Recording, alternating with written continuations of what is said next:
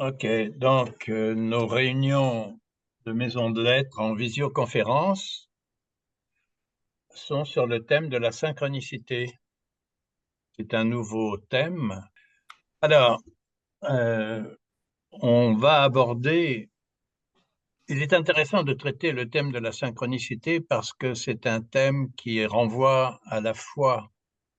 Ça interpelle d'une manière très directe notre foi la plus profonde et la plus, comment comment pourrait-on dire, une sorte de foi naturelle, basique.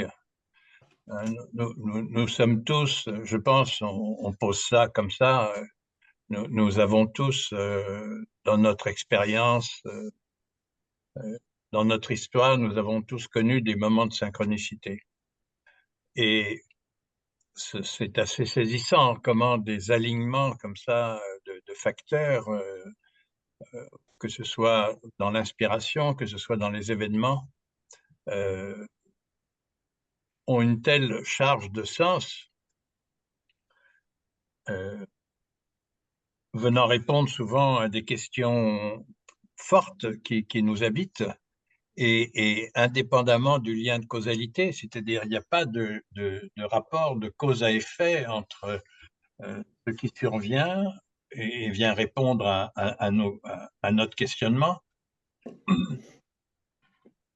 et ça donne à ressentir, ça donne à ressentir comme une sorte de conspiration d'un monde invisible dont nous serions le centre, une conspiration positive, on pourrait dire, et qui interroge. Bon, je dis un peu maladroitement tout ça, euh, pour vous renvoyer, vous, à vos expériences. Vous avez tous des expériences de synchronicité, et il y a quelque chose de très mystérieux dans ces expériences de synchronicité.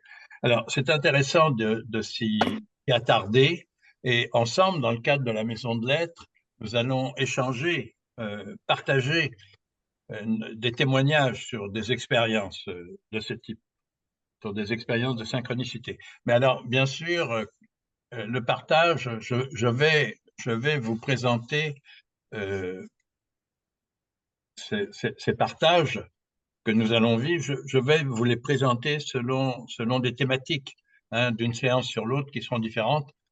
Par exemple, il y a deux grandes, il y a deux grandes approches de la synchronicité que nous développerons au cours de nos séances. La première, c'est une approche où nous sommes le héros de la synchronicité d'une certaine manière. Et c'est intéressant de se questionner sur la possibilité que nous avons, par exemple, de provoquer le hasard.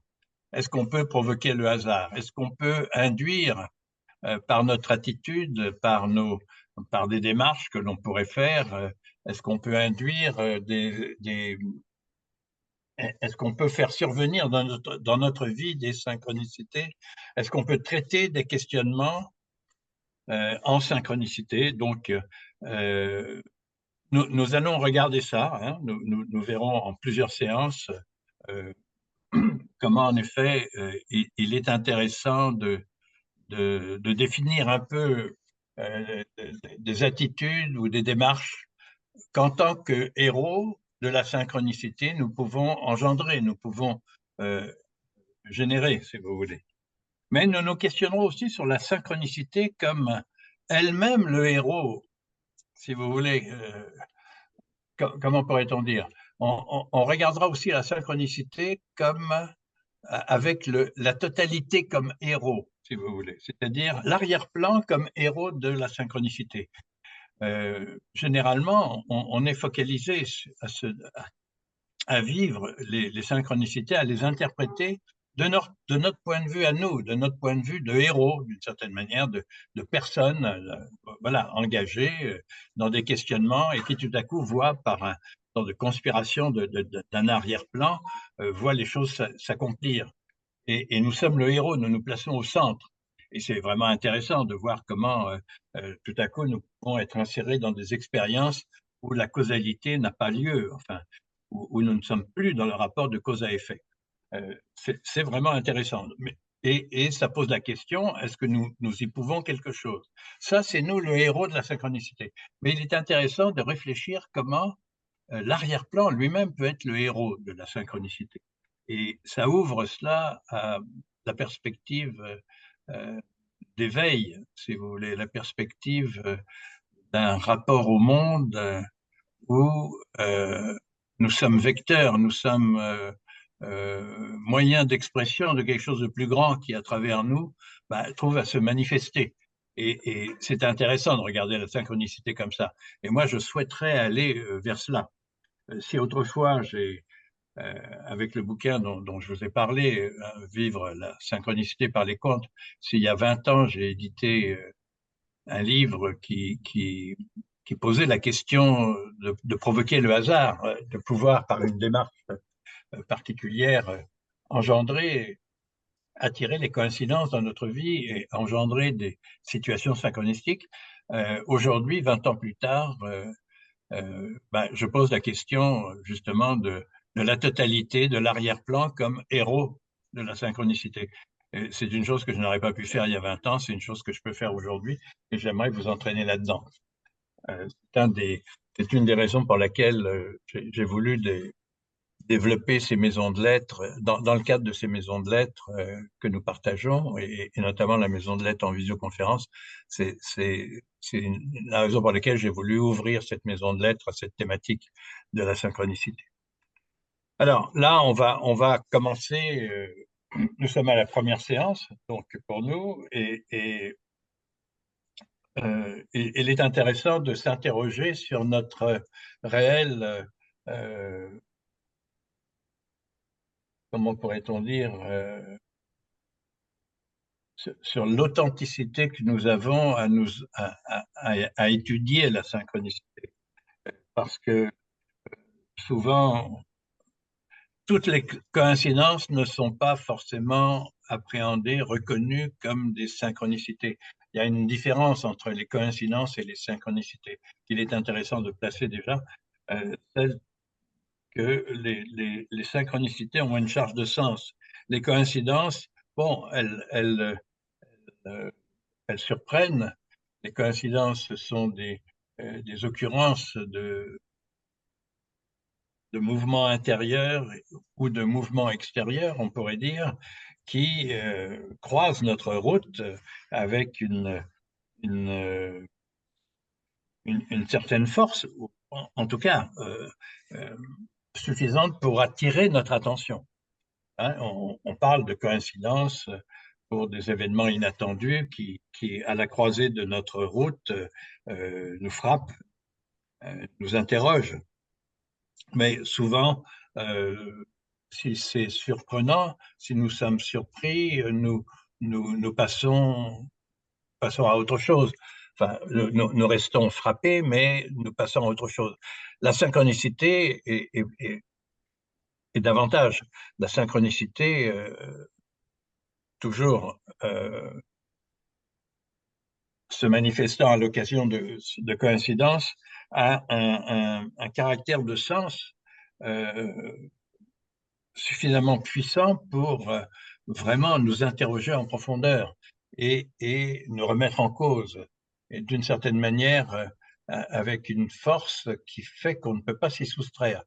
Et essayer de distinguer ça, si j'arrive à l'exprimer là, avec suffisamment de pertinence. Hein. Il est intéressant de distinguer coïncidence et synchronicité. Toutes les coïncidences ne sont pas forcément, ne donnent pas lieu à, n'arrêtent pas forcément notre attention avec cette force de sens que nous donnent les synchronicités. Dans la synchronicité, on sent qu'on est interpellé dans un mystère, dans une énigme de nous-mêmes qui, qui, qui va nous chercher en profondeur. Et le conte que j'ai apporté aujourd'hui avec la princesse de Vinerès est un conte fort dans ce sens-là, car il vient nous questionner, nous interpeller sur ce qu'on pourrait appeler des énigmes de notre existence. des énigmes d'être, si on peut dire. Et là, on voit bien que dans cette histoire, notamment, la première partie est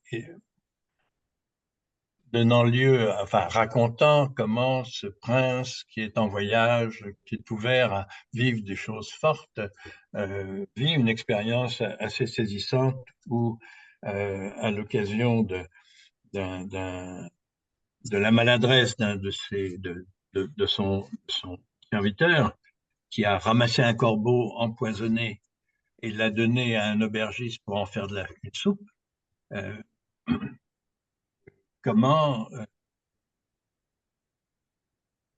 ce prince et son serviteur ont été sauvés du danger que une douzaine de brigands faisaient peser sur eux, puisque ces brigands avaient l'intention de les trucider pour les dépouiller. Et par le fait qu'ils ont mangé de cette soupe avec ce corbeau empoisonné, ils ont été terrassés avant de pouvoir passer à l'acte.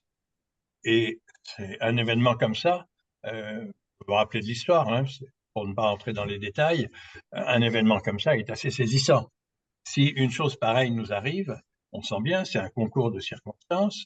Euh, le fait de passer à travers, à la faveur de ce concours de circonstances, de passer à travers un danger qui aurait été fatal, vient interroger sur notre destin, si on peut dire, de façon rapide. Et cet événement est sans suite. Voyez, et il est arrivé comme ça, comme quand on voyage, des choses se passent qui n'ont pas forcément de continuité, enfin, qui ne se rattachent pas forcément à une continuité d'événements. Et c'est un peu ce qui semble, hein, c'est-à-dire, dans ce passage, dans cette traversée de la forêt, il arrive cela à ce prince et son serviteur.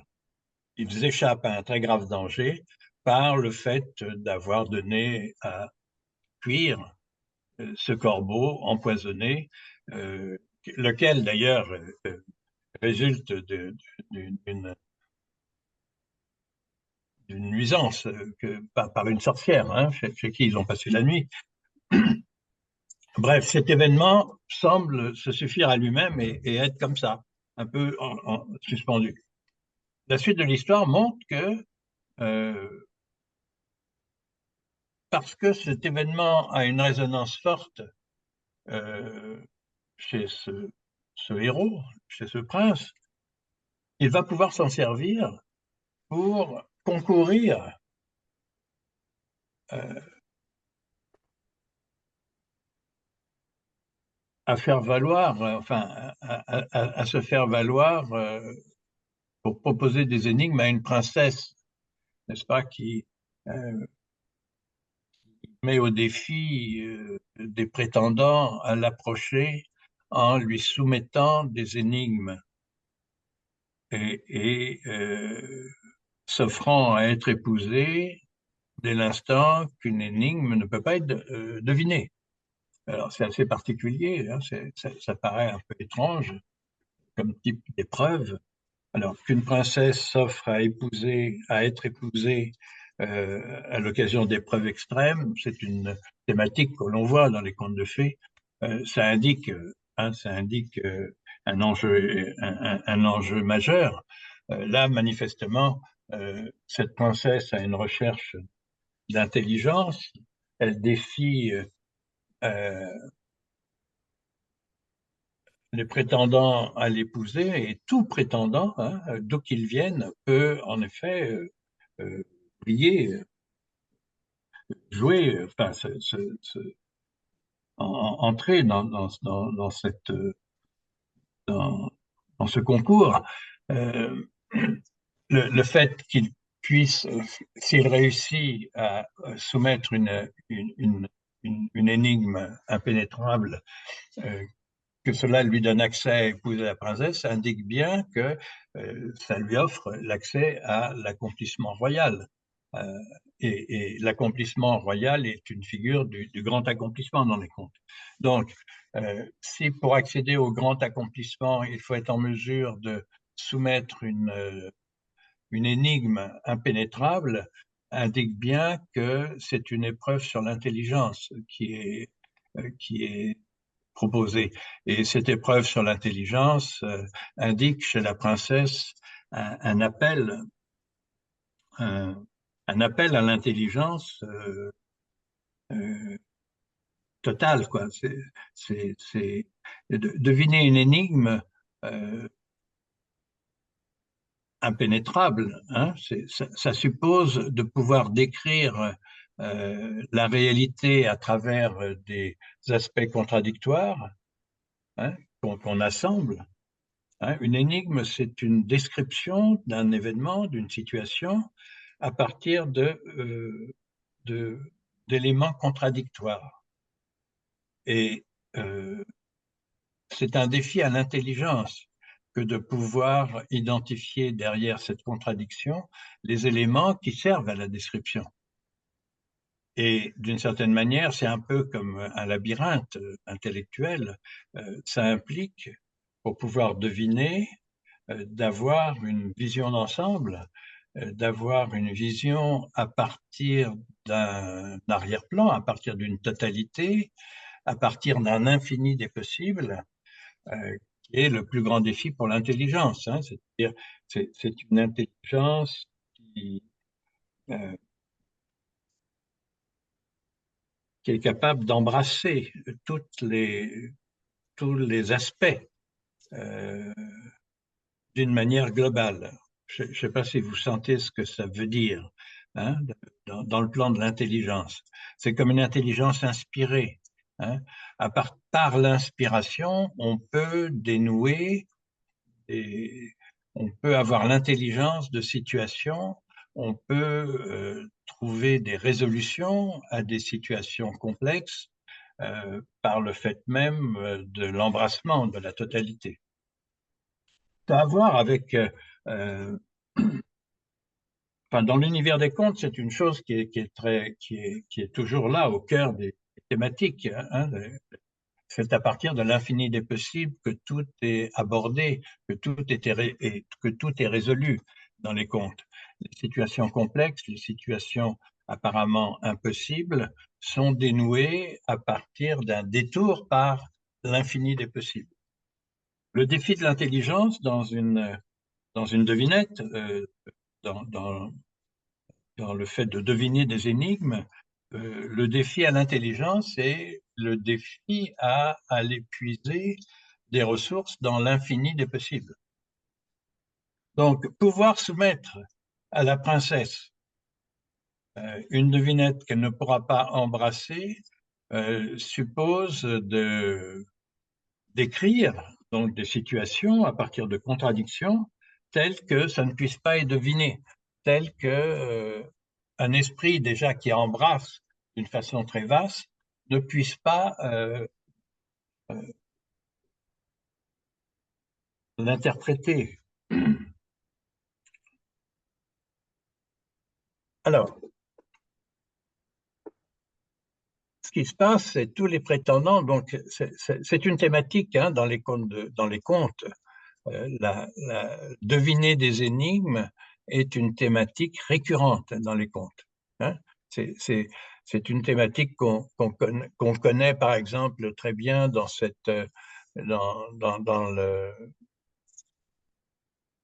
dans la Bible. Il y a cette aventure de Samson, je ne sais pas si vous vous souvenez, qui va présenter une énigme à l'occasion d'un mariage, de l'approche d'une famille de Philistins.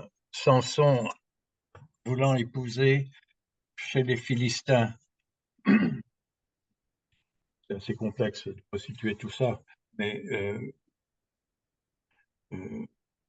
dans les guerres entre, c'est amusant d'ailleurs d'en parler aujourd'hui dans la situation actuelle, dans les guerres de conquête d'Israël, dans l'Antiquité hein, de la Bible, quand les Hébreux conquièrent la terre promise, c'est par une succession de batailles entrecoupés de trêves, qu'ils vont progressivement s'installer en Palestine.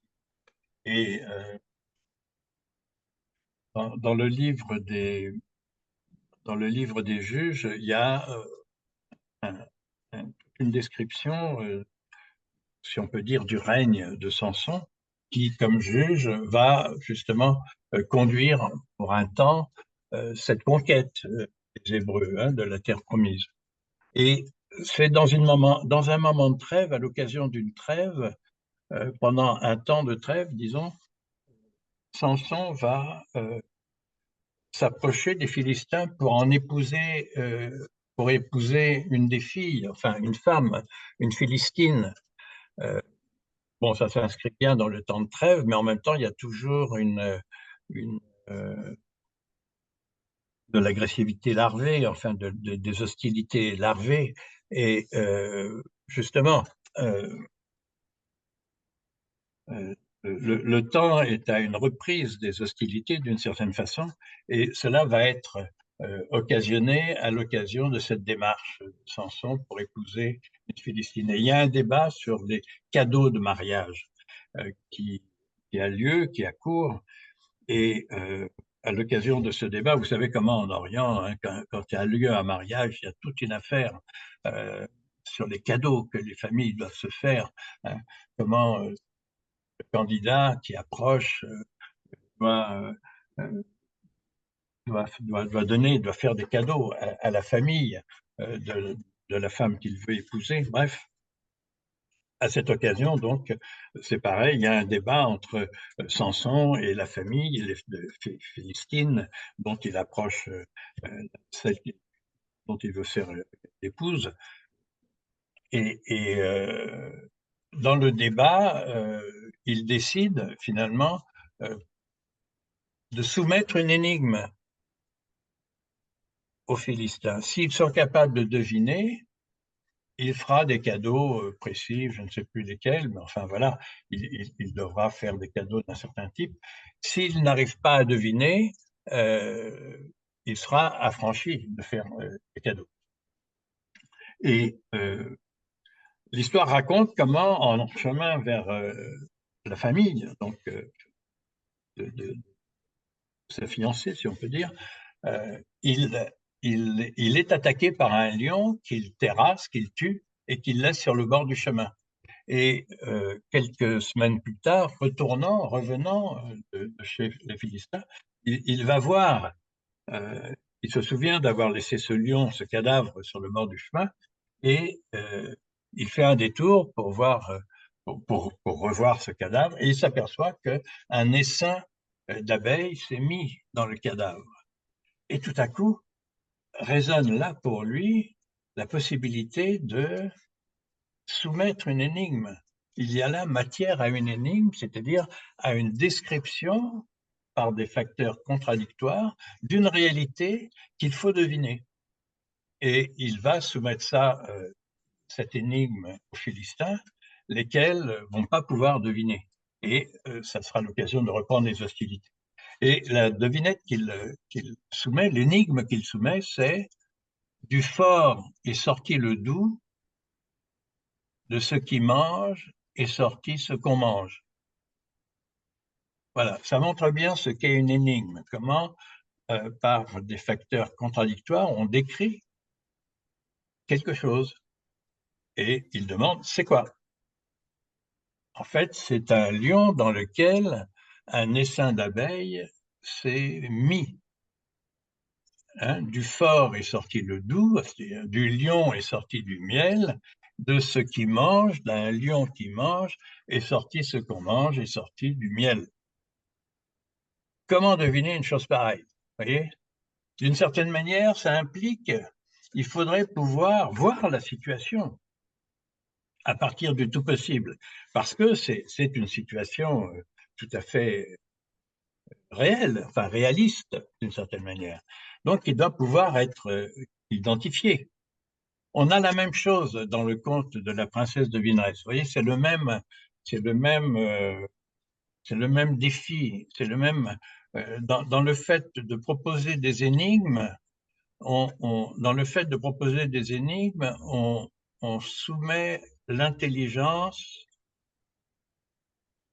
à l'épreuve de pénétrer la réalité dans une puissance d'embrassement, vous voyez, dans une puissance de pénétration et d'embrassement dans la totalité, qui est un vrai défi pour l'intelligence. Comment l'intelligence peut-elle deviner? Alors, que la princesse soit devineresse, qu'elle se propose à être approchée à condition de lui de soumettre à son intelligence des descriptions de réalité qu'elle ne puisse pas deviner, voyez, indique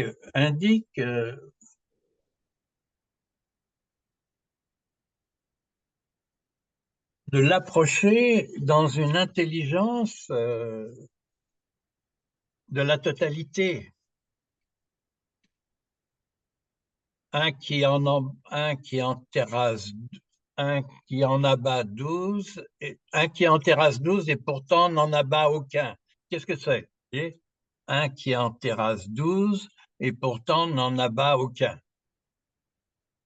C'est la description c'est un corbeau empoisonné qui a été mis à manger en soupe à des brigands qui vont être terrassés, empoisonnés par cette soupe et ne pourront pas faire leurs méfaits. C'est impossible à deviner parce que ça part d'une situation ponctuelle, individuelle, on ne peut plus individuelle, et la décrit dans une sorte d'universalité. Vous voyez? Vous sentez le jeu des deux?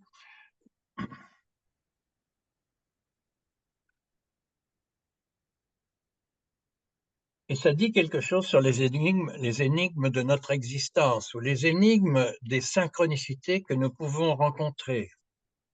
C'est-à-dire que, et là, il va y avoir une bataille. En plus, dans ce conte, il y a une bataille autour de l'énigme. Hein. C'est-à-dire que, d'une certaine manière, donc la proposition, c'est d'arriver à proposer une description sous forme de devinette, hein, à proposer une description à partir d'éléments contradictoires qui ne sera pas devinée, qui laissera l'intelligence dans l'impuissance à la rejoindre. C'est ce que la princesse demande, parce que la princesse cherche une intelligence. C'est une femme d'intelligence et qui se laisse approcher qu'à condition de manifester une intelligence supérieure. Une intelligence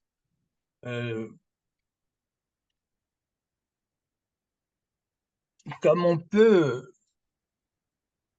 en pressentir le niveau, la subtilité,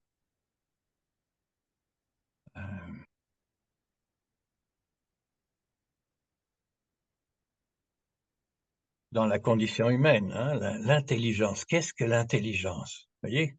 Et ces contes sur l'intelligence, les contes sur les devinettes, les contes qui posent ce genre d'approche par énigme, dans le répertoire qu'on utilise à la Voix des contes, il y a un certain nombre de contes, il y a quelques contes comme ça qui posent la question de l'intelligence et qui viennent défier l'intelligence. Et on sent bien que ça a à voir avec l'aptitude à l'intelligence d'aller chercher des réponses dans le tout possible, d'embrasser dans une globalité. Exactement comme les synchronicités dans nos vies viennent nous chercher en réalité. Il peut y avoir des jeux de coïncidence qui nous laissent complètement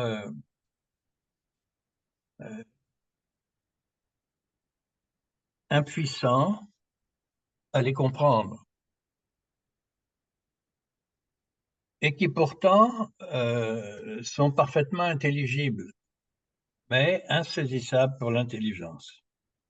Et avec cette histoire que j'ai apportée là dans cette séance pour nos partages, c'est cet aspect d'énigme que peuvent présenter des synchronicités dans notre vie qu'il est intéressant de poser là maintenant. au seuil donc de ce regard sur les synchronicités et des partages que nous pouvons avoir sur des moments de synchronicité dans nos vies, il est intéressant de venir questionner comment des moments forts de notre existence, des événements retentissants, en réalité restent incompréhensibles. Pourtant, euh, on pressent qu'ils sont intelligibles, qu'ils s'inscrivent dans un ordre, mais cet ordre est impénétrable. Et il est intéressant de pouvoir porter un premier regard sur les synchronicités de ce point de vue-là. Parce que, en réalité, quand dans nos existences, nous croisons ce type de combinaison de faits ou d'événements ou d'associations d'idées de type synchronistique, eh bien, il y a une sorte de combat en nous qui va se faire. Parce que d'une certaine manière, comme je vous disais, qu'il y ait des coïncidences dans notre vie, oui, c'est certain. Mais quand ces coïncidences ont une charge de sens, ont une puissance telle qu'on y reconnaît comme une synchronicité, ou ce qu'on qualifie une synchronicité, on sent bien qu'il y a une force, il y a une puissance d'avertissement dans un jeu de coïncidences dont on ressent que c'est une synchronicité. Il y a une puissance, il y a une autorité, il y a une force de signe, hein, il y a une force de signification qui va engendrer un débat en nous. C'est-à-dire, d'une certaine manière, on est comme euh,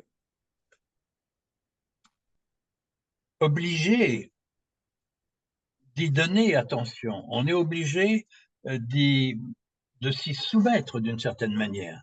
C'est comme si quelque chose qui se passait indépendamment de notre volonté, qui s'est disposé d'une certaine façon, encore une fois, en dehors du lien de causalité, c'est comme si un concours de circonstances venait s'imposer à nous et à notre attention, exigeant d'une certaine manière de notre part un certain engagement. Vous voyez, les synchronicités ont une force d'autorité qui nous oblige. Et par rapport à ça, il y a un débat qui vient souvent, c'est-à-dire que si notre cœur veut bien reconnaître cette puissance, et on aime les synchronicités d'une certaine manière, encore une fois, ça vient nous solliciter dans notre foi, ça vient rejoindre en nous une sorte de racine, euh, foi qui, qui reconnaît volontiers, hein, qui d'une certaine manière a une certaine affinité avec ce type d'événement, mais trouve dans notre intellect un rejet, une résistance extrêmement forte. Et on a quelque chose comme ça dans cette histoire. On nous montre comment la princesse, lorsque le prince, donc, parmi les candidats, réussit à proposer une devinette qu'elle ne peut pas pénétrer, elle va résister. Alors que d'une certaine manière, elle devrait être satisfaite, puisque voilà quelqu'un qui, par rapport à tous les autres candidats qui jouaient leur vie, hein, leur tête chaque fois, et qui échouaient, voilà un candidat qui a réussi à décrire un événement, décrire une situation avec des éléments contradictoires d'une façon telle qu'elle ne puisse pas le pénétrer, qu'elle ne puisse pas le rejoindre.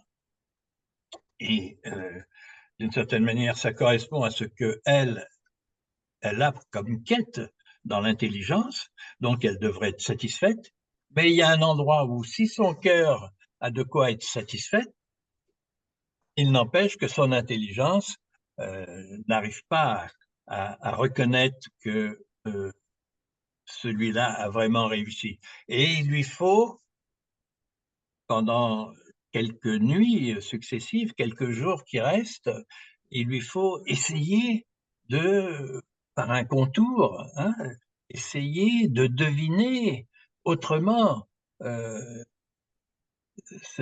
qui a été proposé comme énigme. Et elle vient dans la nuit, elle envoie une servante d'abord, une première fois, puis une deuxième fois. La première fois et la deuxième fois, c'est le serviteur qui a pris la place de son maître. Et puis la troisième fois, c'est lui qui est là et c'est elle-même qui vient en personne, enveloppée dans son manteau couleur de brouillard.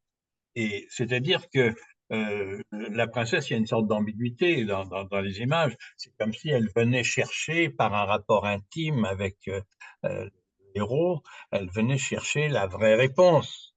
Et d'une certaine manière, et voilà, elle vient chercher la vraie réponse à la faveur d'une relation intime, hein, quelque chose comme ça.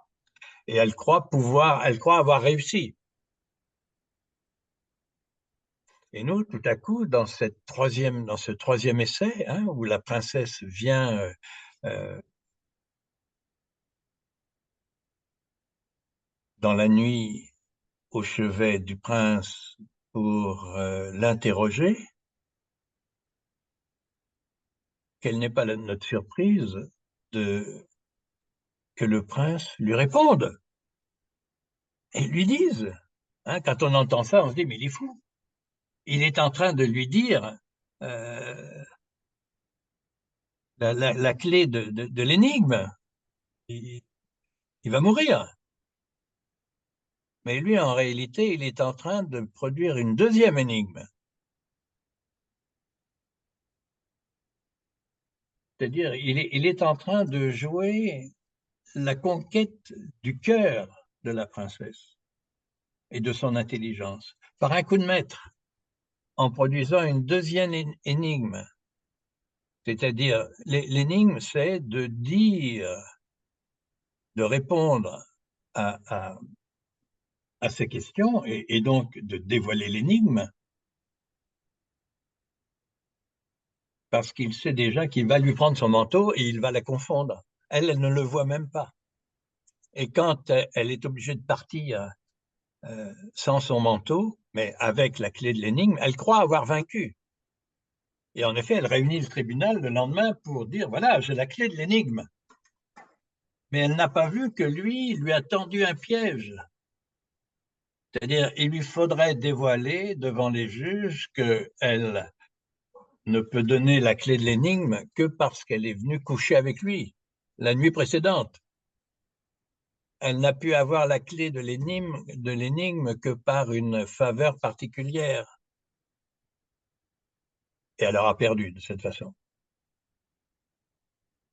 Parce que lui avait déjà gagné, n'est-ce pas?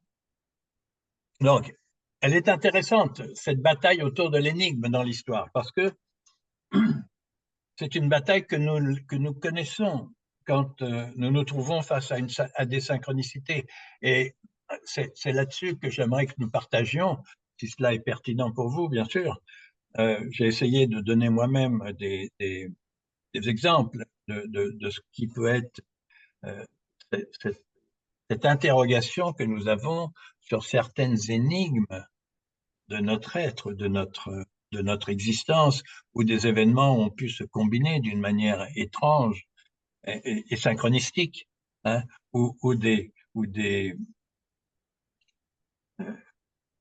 énigmes de notre vie donnent lieu à un débat intérieur. C'est-à-dire, d'un côté, on reconnaît et on est interpellé dans notre foi, et le cœur irait volontiers à cela, mais d'autre part, notre intelligence résiste et on ne s'y engage pas si volontiers. Il faut qu'à un certain moment, l'intelligence soit mise à l'unisson du cœur pour vraiment reconnaître la plénitude de l'énigme et accéder à ce que la synchronicité réclame.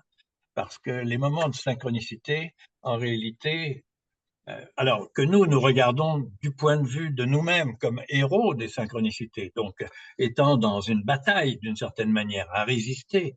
En réalité, ces moments de synchronicité sont des moments où la totalité est en manifestation, d'une manière active dans nos existences, dans des existences dont nous croyons être les maîtres, que nous conduisons d'une certaine manière dans un esprit de décision, dans un esprit d'autonomie, enfin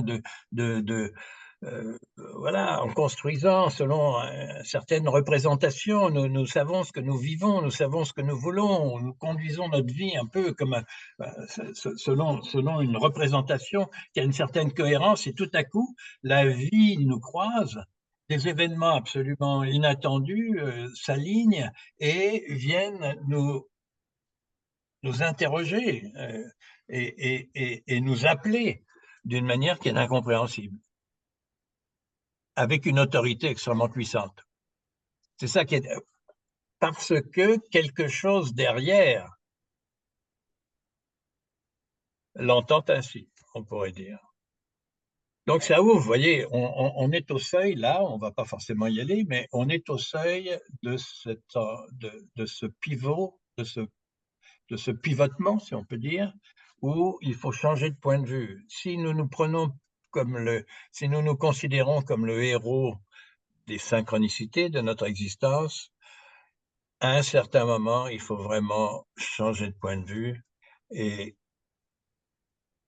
considérer que c'est la totalité, que c'est l'arrière-plan qui est vraiment le héros de ces synchronicités qui nous arrivent dans notre vie.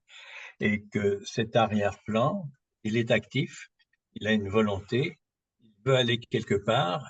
Euh, quoi? Qu'est-ce que c'est? Vous voyez? Et tant qu'on n'a pas ouvert cette possibilité tant qu'on n'a pas ouvert ce point de vue, il y a quelque chose il y a quelque chose, les synchronicités ont quelque chose de difficile à intégrer. Voilà, j'ai parlé comme j'ai pu, excusez-moi, j'ai l'impression j'espère que je n'ai pas été trop fastidieux pour vous dans la manière dont j'ai placé les choses. J'ai cherché mes mots, j'aurais aimé dire avec plus de fluidité, mais voilà, c'est comme ça. Hein. L'histoire est puissante, hein, elle pose cette question, voilà, de synchronicités qui viennent dans notre vie, qui nous interpellent et autour desquelles un débat en nous qui, avec beaucoup de résistance, se met en place. Et c'est intéressant de connaître ce débat parce que ça invite vraiment à un dialogue d'une certaine manière. C'est-à-dire, certes, nous avons un point de vue de nous-mêmes en tant que héros, mais il y a un autre héros, si vous voulez, dans les synchronicités. Hein, il y a pas que nous, avec voilà, la représentation que nous nous faisons de nous-mêmes, de nos histoires, notre personnalité, etc. Il n'y a pas que nous.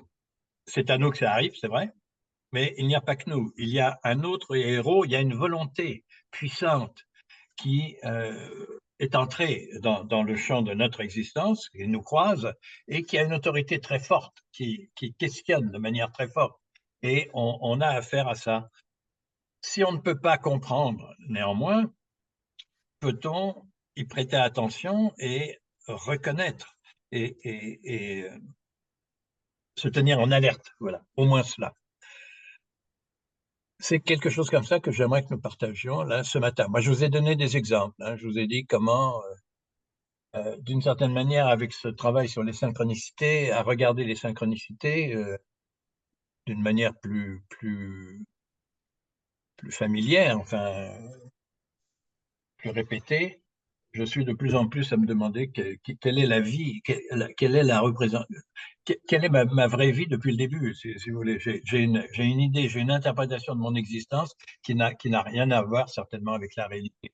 C'est l'impression qui me reste finalement de la fréquentation de toutes ces synchronicités, de la réflexion que ça donne. Beaucoup de choses arrivent par synchronicité. La plupart des choses fortes arrivent par synchronicité et sont parfaitement incompréhensibles. Ça n'empêche qu'on se permet de les interpréter un peu n'importe comment, selon une cohérence personnelle, individuelle, qui peut ne rien avoir avec la réalité vraie, d'une certaine façon.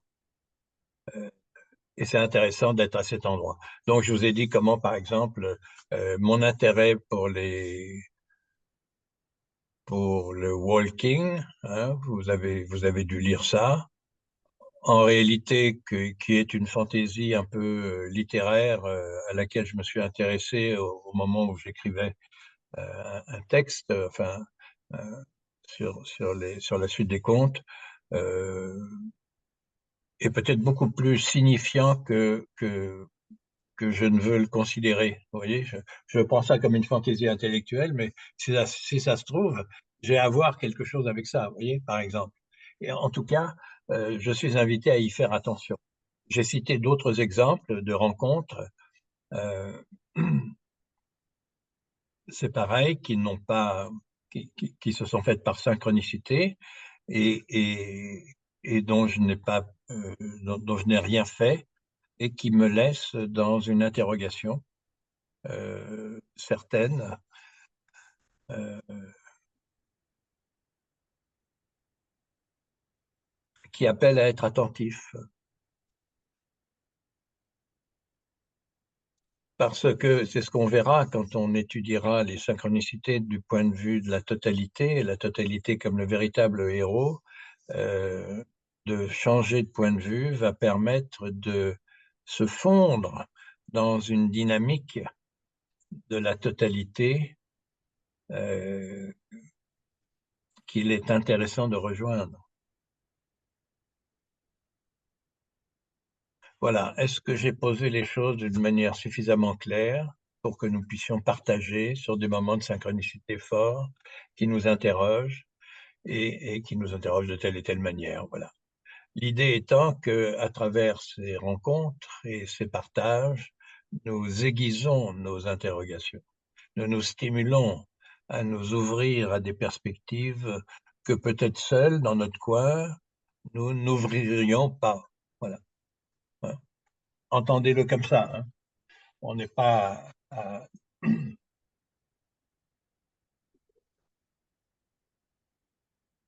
on n'est pas à traiter les choses d'une manière définitive. On est à s'ouvrir et à se stimuler dans cette ouverture. Du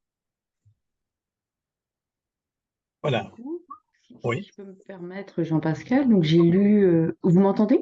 oui, Oui, oui, très bien. oui. J'ai j'ai lu tes témoignages, j'ai lu les oracles que tu as Oui. mis. Est-ce que dans le témoignage que tu veux tu nous transmets, il y a un lien entre chacune des synchronicités? Et est-ce Non, que toi, tu en as tiré une leçon? pas Euh, forcément. Alors, Parce oui, qu'en fait, tu as donné les exemples tu m'invites à compléter là. En effet, et juste voilà, tu il as est donné les difficile. exemples, tu as donné l'oracle. Alors moi, là, pour le coup, j'ai rien compris. Je suis désolée, hein, je me suis Oui, dit, alors soit j'ai rien compris depuis le début, soit j'ai interprété le conte pas comme il fallait. J'ai quand même bossé, c'est le truc. Mais peut-être j'aurais besoin d'un peu plus de concret, tout à fait, tout à de fait. l'application de ce que tu nous proposes, s'il te plaît. OK. Je vous ai invité donc dans l'interrogation que vous pouvez avoir sur certaines synchronicités. Je vous ai invité pour ouvrir cette interrogation qui, d'une certaine manière, bute sur de l'incompréhensible. Je vous ai invité à tirer des oracles. Et c'est ce que j'ai fait moi-même. Donc, d'une certaine manière, je vais reprendre l'histoire du walking. Hein, vous savez ce que c'est, le walking? C'est se, se, se, se réincarner dans un corps d'adulte quand on a été interrompu d'une manière violente, quand la mort est venue nous arrêter, hein, euh, d'une manière, voilà, d'une manière prématurée. En réalité, les walking, ça existe, hein, vous savez ça. Les Tibétains sont très avertis là-dessus. Et il existe même des associations. Il y a une association en Angleterre très, très importante, enfin qui a une certaine importance, qui se réunit régulièrement, justement, où des témoins ou des gens qui ont eu ce type d'expérience, qui se sont réincarnés d'une manière brutale, à l'occasion d'une mort brutale, donc se sont réincarnés dans les corps d'adultes, témoignent, et, parce que pour eux, ça donne lieu à toutes sortes de régulations ensuite. Hein, vous pouvez imaginer, parce que vous passez avec une certaine conscience dans un corps qui a déjà une conscience. Alors, derrière ça, il y a des contrats d'âme. déjà. Ça ne se fait pas n'importe comment. Et c'est intéressant de savoir comment ça se fait. Il y a des gens qui ont suffisamment d'informations là-dessus pour pouvoir, en effet, en dire davantage, hein. Mais ce n'est pas notre sujet, là. Pour moi, le fait que je m'y intéresse, tout à coup est venu m'interroger.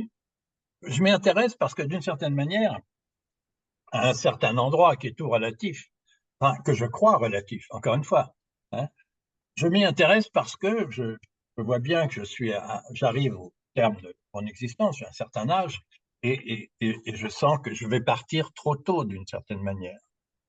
Je suis habité de quelque chose comme ça. Si je peux me permettre de vous déballer les choses, là, d'une certaine façon. Donc, et je m'intéresse à éventuellement prolonger, mettons, d'une vingtaine d'années. Si je venais à disparaître, j'aimerais bien avoir 20 ans de plus, okay, pour vivre pleinement des choses que j'ai comprises un peu sur le tard, si je puis dire une chose pareille. Je n'y crois pas vraiment à ça, à ce que je suis en train de vous raconter. Mais c'est le fait d'avoir un intérêt si fort pour la chose qui me met en alerte à considérer que peut-être c'est vrai, vous voyez? Il y a peut-être quelque chose de vrai avec ça. Comment le saurais-je? En tout cas, c'est arrivé. Vous voyez que c'est peut-être de l'ordre d'une synchronicité, donc avec l'invitation à être attentif, à prendre ça au sérieux. Et à ce moment-là, si je prends ça au sérieux, bon, l'interrogation devient forte, si vous voulez. Il y a une perplexité qui s'ouvre. Et c'est là où cette perplexité, je vais l'éclairer avec un proverbe, avec un oracle. C'est cette perplexité que je vais éclairer avec l'oracle. Et je dirais un oracle, de fait, je vous l'ai écrit, un peu de levain fait se lever toute la pâte. Et d'une certaine manière, ça fait naître, par rapport à cette question, on va dire synchronistique, le proverbe vient éclairer la possibilité, d'une certaine manière, de considérer cette question, d'être prolongée de 20 ans, par exemple, on va dire comme ça, de la considérer hors du temps. C'est-à-dire, le levain pourrait faire lever la pâte tout de suite. C'est-à-dire, je pourrais vivre les 20 ans, là, peut-être dans le temps qui reste, vous voyez, d'une certaine manière. C'est ça que me dit ce proverbe. Ça va, Martine? Tu entends ce que je veux dire? C'est-à-dire, en tirant l'oracle, je suis venu éclairer la question, la perplexité que ce croisement synchronistique est venu lever en moi. Comme par ailleurs, pour d'autres témoignages, j'ai posé la question de ma rencontre avec Jean Klein. J'ai rencontré Jean Klein dans une synchronicité tout à fait étonnante. Et je n'ai pas osé avancer dans la rencontre. Comme c'est pareil, j'ai rencontré Louis Sansa d'une manière étonnante. Louis Sansa, il a trouvé un de mes papiers dans les livres. Et il m'a appelé, il m'a dit, on se voit, on a pris rendez-vous. Et la veille du rendez-vous, il m'a rappelé en disant, on ne peut pas se voir parce que je me fais opérer du cœur demain. Et donc, la rencontre ne s'est pas faite. Donc, c'est intéressant comment des rencontres là, des rencontres effectives n'ont pas donné leurs fruits d'une certaine manière. Pourquoi? Vous voyez, cette question est intéressante en soi, mais comme ça. Vous voyez, alors, si c'est une synchronicité, c'est intéressant. Moi, je n'ai jamais, j'ai pris ça comme une coïncidence. Vous voyez, comme coïncidence, ce sont des choses fortes, mais bon, c'est tout. C'est comme ça la vie.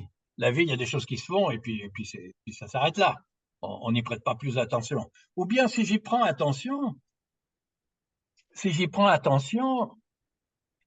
pourquoi ne pas y prendre attention? Et si je me permets d'y prendre attention, en tant que c'est une synchronicité. C'est peut-être de simples coïncidences, mais c'est peut-être une synchronicité. Si c'est une synchronicité, il faut faire attention. Et si j'y fais attention, il me faut l'éclairer. Donc, je tire un oracle. Et l'oracle dit ceci, les mots qu'on n'a pas dit sont les fleurs du silence. Formidable. Les mots qu'on n'a pas dit sont les fleurs du silence. Donc, les mots que je n'ai pas dit avec Louis Sansa, les mots que je n'ai pas dit avec Castaneda, les mots que je n'ai pas dit avec, avec un certain nombre de personnes comme ça, que j'ai croisées dans ma vie, sont les fleurs du silence. C'est pas rien. Ce sont des fleurs du silence. Et c'est-à-dire, ça m'invite à les intégrer et à les goûter, à les faire résonner, à distiller leur essence. Et ce sont des fleurs du silence. Et ça vient éclairer, en effet, comme une réserve a été réservée pour autre chose. Par exemple, peut-être. Vous voyez? OK? Vous voyez un peu là, ça va, c'est plus concret, Martine? C'était difficile, si tu veux, de l'écrire dans le témoignage, hein. Puis il y a aussi une certaine pudeur. Enfin, c'est pas facile de parler de ces choses, hein. Il n'est pas facile entre nous de parler d'une manière ouverte, de témoigner comme ça. Mais en même temps, nous sommes en confiance les uns avec les autres. Et c'est intéressant d'aller chercher plus loin, justement, à la faveur du témoignage et du miroir que nous sommes les uns pour les autres. Ça nous permet d'aller plus loin chercher. Et moi, à la faveur de ce témoignage que j'ai donné, euh, j'ai avancé plus loin. Voilà, j'ai avancé plus loin. Ça ne veut pas dire pas forcément dans la compréhension, mais dans la sublimation. Au fond, la sublimation des événements de notre existence. Ça a à voir avec ça. Ça a à voir avec ça. Comment se conduit une existence, hein? Qu'est-ce qu'une existence humaine? C'est vraiment. Alors nous, on a toutes sortes d'interprétations qui sont fausses, mais des choses se font. Pas, néanmoins, des choses très précises se font. Et c'est intéressant de pouvoir être en dynamique de convergence, disons. Que les choses ne soient pas rejetées ou délaissées. C'est idiot de délaisser des choses, de laisser sur le bord du chemin. Vous voyez, c'est comme le cadavre du lion avec son essaim d'abeilles. Il pourrait être laissé sur le bord du chemin et ne jamais avoir été visité. Mais c'est tellement mieux qu'il ait été visité que tout à coup on ait pu même se formuler parce que cela a résonné suffisamment, ça a travaillé en nous, que ça a pu se formuler comme du fort est sorti le doux, de ceux qui mangent est sorti ce qu'on mange. Vous voyez? D'une certaine manière, avec des oracles, vous allez aider à vous formuler quelque chose qui aura une place vivante. Voilà, c'est quelque chose comme ça. J'espère que je suis pertinent avec voilà, ce que je vous propose et ce que je t'ai donné comme réponse, Martine. Alors, à vous maintenant.